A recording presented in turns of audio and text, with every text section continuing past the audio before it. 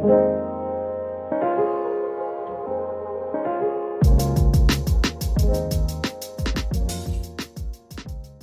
guys, welcome to Sensitive Queen Speaks, where we talk about anything and everything related to business, business owners, artists, creators, marketing, daily life struggles, self-care, and self-love. I am Jasmine, your host. Most of you may know me from JLou Rose, which is my small business. You can find me on Instagram, YouTube, TikTok. Anyways, let's get into it.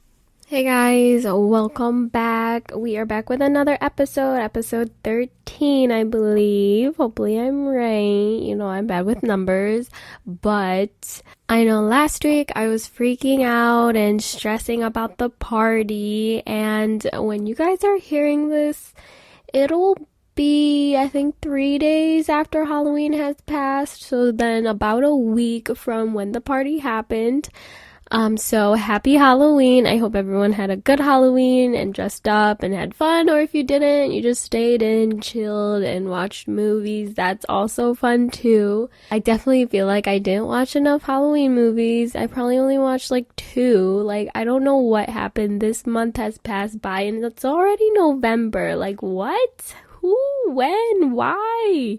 This year is going by fast. I feel like there's a point in every year where we're like that the months are going by so slow, but then when we reach a certain month, it just yeets on through to the end, and it's like, where did the year go? It's crazy. The Halloween party was good. I thought everyone had fun, and to be honest, in the beginning, few people showed up in the beginning before like a good bunch of people started rolling in, and I was like freaking out. I got food done like right on time. The party was at 7. I got done with food at 5. I told myself at 5 I need to start getting ready because I do. So by 5 I got the food ready, and also I'm so mad. I know I keep jumping back and forth, but I'm so mad I didn't take any clips of like the trophies I made or like the finished look of like the food. I was so sorry.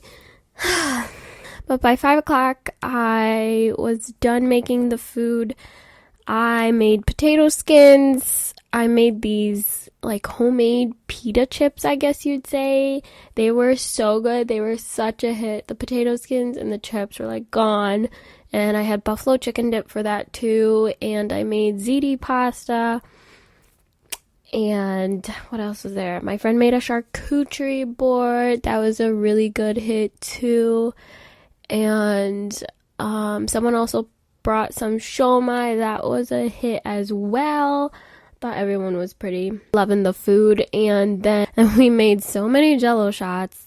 I think we have a good, like, I didn't even count. There's gotta be at least 50 more in the fridge though, so we probably had about like 100 maybe. So we like nicked half of it. I really didn't need to make all those jello shots because from the previous party we were at last week, they brought their jello shots. So it was like we had jello shots on jello shots. And then we also made some blood bags. They were a little strong, but I also felt like it tasted like juice. So I feel like different people have different taste buds, but a good half of the blood bags were gone, so we were able to save like the rest of it because like why would I throw that out? I was upset with the blood bags because they weren't really red like blood. Now and someone told me I should have used grenadine. I was like, oh my gosh, why didn't I not think of that? I freaking love grenadine one, but like I don't know why I didn't even think of that. So the food got done at 5.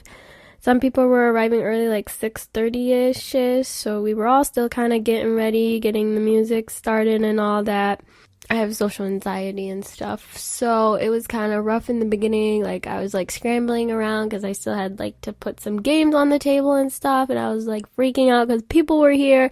I was already like fit wise and stuff, so like I wasn't stressing about that. I was just stressing about like entertaining people and getting things started, all that kind of stuff. So like I told myself, okay, I gotta chill, I gotta start taking shots so then I start feeling sociable as well. And to take some of the stress off. It ended up, but after like that little like obstacle, it was fine. Everyone was having a good time. We had pong tables. We had this tic-tac-toe like flip cup game that no one wanted to play because people claimed that the cup wasn't flipping, but yet my team could all do it. I don't know about that one. And then there was also this tea light candle game where you set up, we maybe had like 8 or 10 candles set up, light them, and you put a shot like next to them, and then you blow out the candle wherever the light stops on. You have to drink that shot. But a lot of people did not want to play that because they didn't know what was in the shots, but yet that was kind of the point of the game. But whatever. And then we also had this pumpkin game where we had big pumpkin, and you have forks. You have people write their name on forks, and people have to either stab the pumpkin when no one's looking, or you can take out someone's fork when no one's looking, give that fork to them, and then they have to take a shot, kind of thing. And then at the end of the night, tell me why like 5 forks were in the pumpkin. We had to split open the pumpkin. Like, what? People are funny. Anyways, I am also sad I didn't take like videos of my outfit or like getting ready, because I really wanted to do that for YouTube, but I didn't even get to it.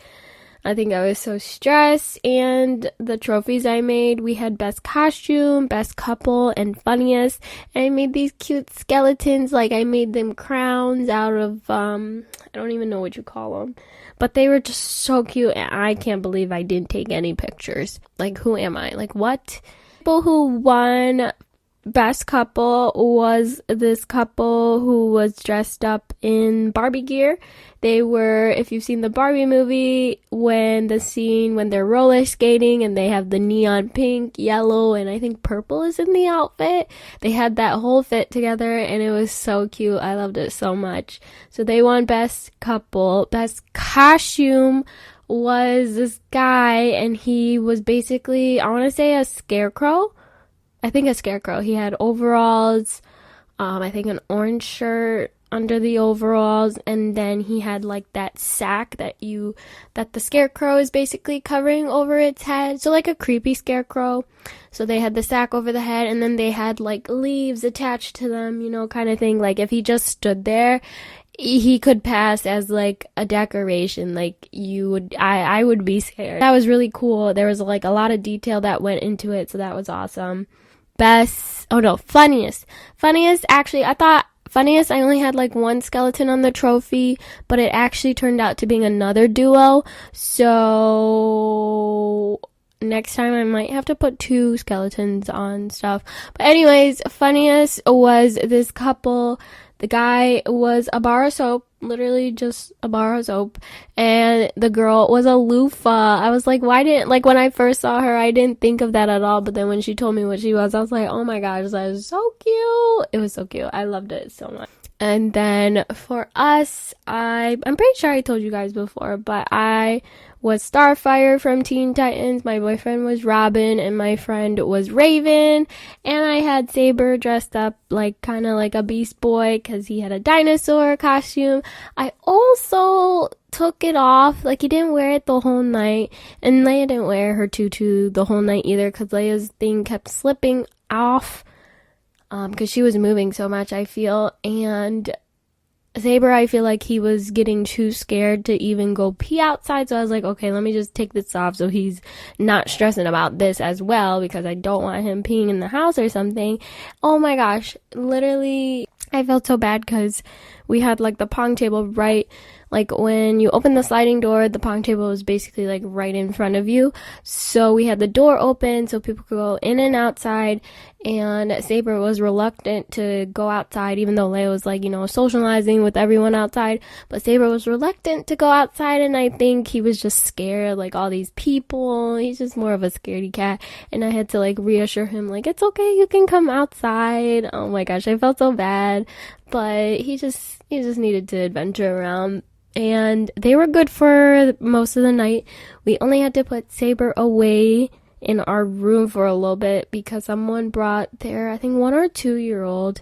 And, these dogs have not been around kids, really. I think the youngest would probably be like 9, 10-year-old, maybe. But obviously the baby was running around, can walk and stuff, and Saber did not like that. Like, it was fine until Saber started barking at him. He didn't ever like attack him or anything, but he just kept barking because he was scared barking. Like, and he wouldn't stop. So then we put him in our room for the time being. I think we eventually took him out like 1-ish hour after. I'm not sure if I think the kid was gone by then because it was better, I think, but it wasn't long, but I felt bad too.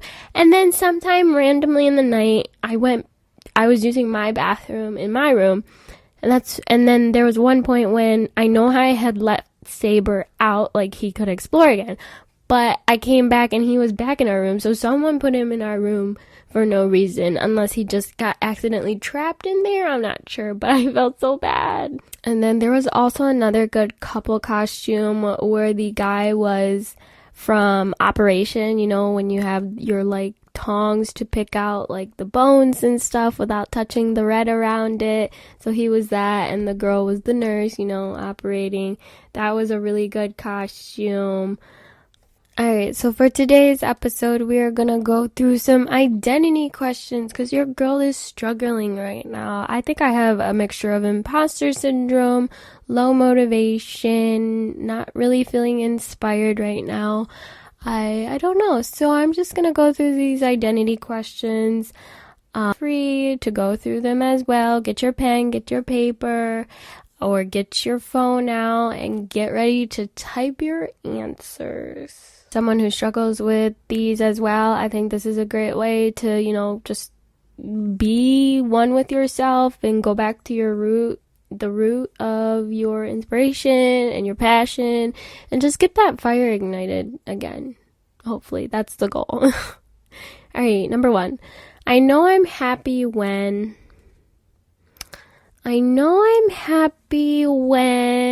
can't stop talking about something in a positive way, and I always I keep wanting to like talk about it, or if it was an experience, I want to keep on talking about it, and I want to do more of it, so I'm researching more about it kind of thing.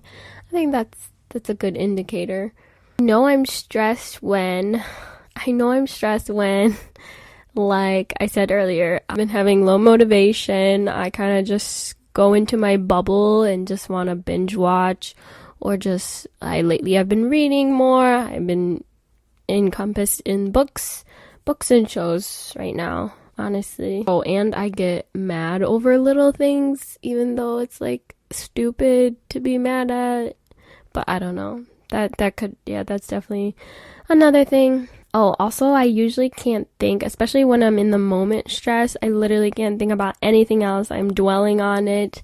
If you're talking to me, I'm probably like 10% listening and 90% in a daze, going through all the things that could go wrong or what I need to improve on, and it can be a mess. But you gotta stay calm somehow. 3. I know I don't want something when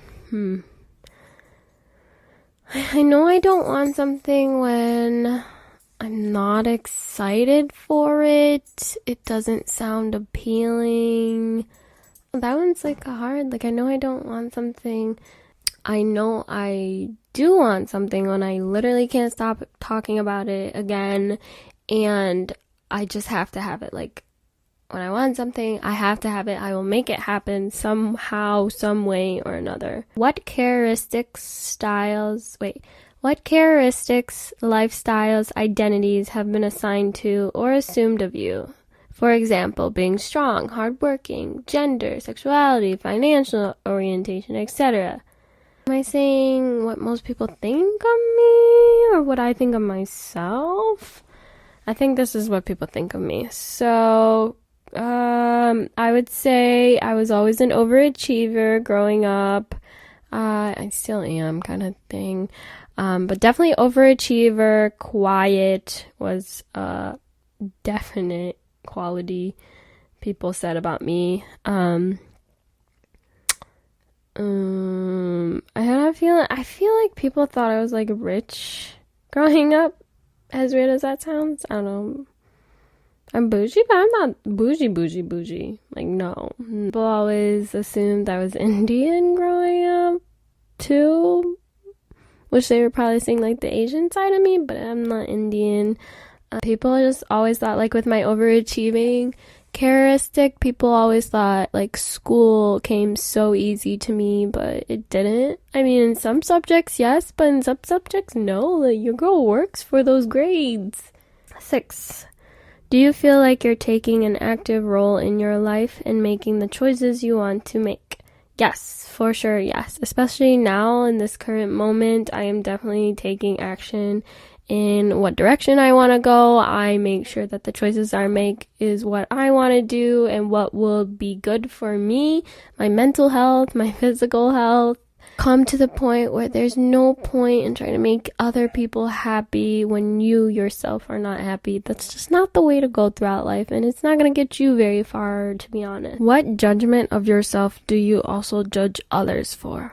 I know I'll take notice if someone's super quiet, and I know I'm also quiet, but I guess whenever someone who's quieter than me comes around, it's always shocking because I feel like I'm super quiet and not like able to social well, but I think that could be one of the things. What is a quality you see in others that you'd like to inherit?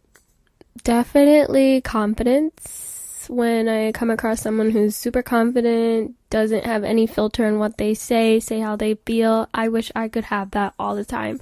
I know there are times where I'm super confident, sometimes I'm just not. I just shrink into this tiny worry person and scared to say my opinion. But I would love to be the person 24/7 who's super confident and doesn't care what anyone else thinks. Also, the people who have the ability to always, so let's say you say an opinion that you're really confident about, and like when people rebuttal you kind of thing, but there are those people who can always back themselves up no matter what, no matter the pressure, and I just wish I could have that confidence as well to keep going and not like deteriorate as questions keep on coming. Who are you when you live purely from your mind, from your body? How can you balance or integrate the tool? I think when I am totally like one with myself mentally and physically, when I retain that positive mindset and just very good at swatting the negativities away and good motivation, balancing work with what I want to do with my personal life, my business kind of type, I think I'm the person who is motivating others, motivating myself, practicing. I think I am practicing self-care very well because I'm balancing, things I want to do, things I need to do business side, and then also maintaining my work and also getting rest in between all that. I know currently that is definitely not the case. I'm not feeling very balanced right now. Maybe talking this out is going to help, but I really don't feel balanced. I feel like okay-ish mentally. I just don't know why I'm lacking so much motivation. I do think it was a good part of being stressed from the party. So then now I'm like slowly recuperating, and then it's like, okay, it's time now to get back into the business side of things and to get content ready and all that. Does being good at, better than, or visibly recognized allow you to feel powerful? I think a lot of us can agree that like being recognized for something or just being noticed that you're good at something really does help our self-esteem. Like, there's no way it doesn't help. It can suck if it's like your key motivator to keep up being like good at something and keeping you motivated. Like, you definitely don't want that to be your motivation, but I definitely think it does help us feel powerful and like pours a little water into our self-esteem, but we have to not let that make the main factor that controls us to keep growing. We have to be our own watering pot. We have to be the main source of building our self-esteem up. How do you cultivate confidence? I personally, the way I cultivate confidence is, depending what it is, making sure I'm knowledgeable in what I'm doing, making sure I've had practice of what I'm doing. Practice makes perfect, always working towards it. Then when you know something like the back of your hand, of course you're going to have confidence, you're going to be able to speak on it, and people are going to also see your passion with it too. And just saying good things to yourself, saying good mantras to yourself, manifesting the best for you. Just manifesting that confidence goes into your actions and the words you speak to yourself to build that confidence. Okay, I'm going to do 2 more. How have you already improved on yourself over the years? Definitely as the girl who was in grade school, quiet as heck, not confident at all, maybe some moments, but not at all, and struggled with speeches and stuff, and struggled just showing like my art and stuff. I definitely think I've improved immensely. First off, starting in social media and showing off my artwork, and then having more confidence to make videos.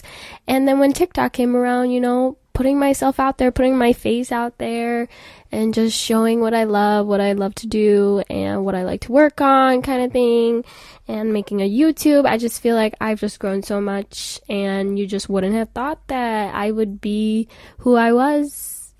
You just wouldn't have thought that girl that was so scared and quiet would turn into this girl who has a podcast now and is making content. That's crazy to think that I'm putting out this content and so many people could watch it, or so many people couldn't. You don't know, but it's just crazy when you look at numbers, oh, this video got 200 views, so 200 people saw that. What? That's crazy. I've definitely grown in speaking up more, obviously this podcast, and saying my thoughts out into the world. Who knows who could hear this after what I love, still chasing after the dream for so long. It's only been 2 years, but it feels like it's been so long. Still chasing the dreams, still manifesting that this could be a real job someday, and just never giving up on myself. Really, throughout these years, there's been lots of points where I could have given up on myself, but I didn't, and I hope you didn't give up on yourself either.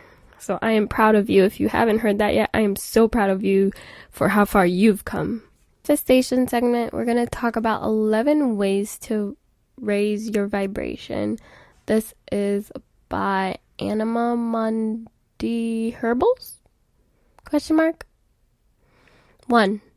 Decide what behaviors or actions you no longer will tolerate from yourself or others. Commit to rewriting them. 2. Get clear on what lights you up and make space for it regularly. This will lead you to the depths of your life's purpose. 3. Visualize and embody your dream daily. Embody and speak about it as if they already happened or is happening. 4. Let go of needing something outside of base essentials. Find gratitude for what you do have right now. 5. Be willing to let go of the personality that doesn't support the next version of yourself. 6. When shit hits the fan, don't suppress your reaction. Let it run through you, but don't let it override your vibe for long. 7. Speak positively to yourself because you're actually listening. Don't judge, correct, or wish you were XYZ. Zoom out of the experiences and see the bigger picture. 8. Embrace your darkness. Witness it. Do the shadow work. Don't hide, avoid, or cover it up. Create proper outlets for it. 9. Utilize triggers as tools to unearth aspects of yourself that could use growth and expansion. Witness them and alchemize the energy. 10. The programming of lack or low self-worth is inherited through culture, family, etc. Disown it. It's not who you fundamentally are. Allow for wholeness to be your default system. 11. Meet your emotional tides with compassion. It has a ripple effect in your entire life and being.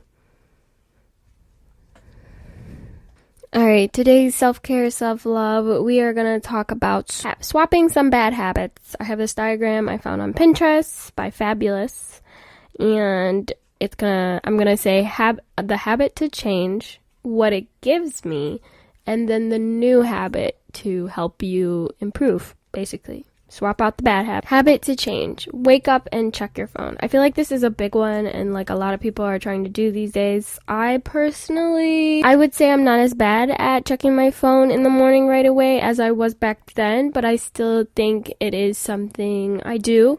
I try, especially on weekdays, not to touch my phone other than to shut off my alarm, because I need to get myself out of bed to get the dogs going and to get myself going and starting my workout. Because if I get trapped in my phone, I'm not going to get any of that done, and then I am rushing to get to work, right? Anyways, habit to change. Wake up and check your phone. What it gives me. Feeling of connection. New habit. Journal and drink tea. I like that. Habit to change. Skipping breakfast. What it gives me. Sense of control. Never thought of it that way.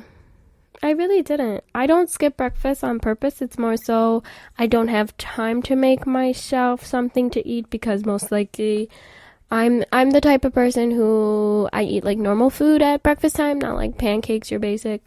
I'm actually sad. I should have gotten McDonald's breakfast this morning. Sometimes McDonald's breakfast just hits.